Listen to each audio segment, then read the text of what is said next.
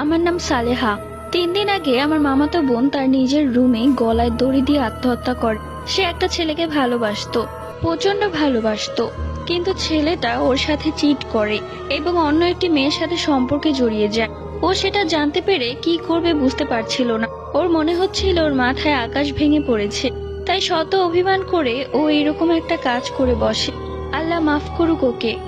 মা আমাকে বলছিল যে মামার বাড়িতে গিয়ে একটু সান্ত্বনা দিয়ে আসি, কেননা ছোট থেকে ও আর আমি একসাথেই বড় হয়েছি। মামা ওকে যেমন ভালোবাসে আমাকেও তেমন ভালোবাসে, তাই আমাকে দেখলে হয়তো তাদের একটু ভালো লাগবে। এরপর আমি মামার বাড়িতে যাই এবং ওর ঘরেও চলে যাই। তখন সন্ধ্যা 6টা বাজে, মানে আজান দেওয়ার একটু আগে। তো মামি আমাকে ডাকছিল, তাই মামির ডাক শুনে আমি ওই রুমে যাব।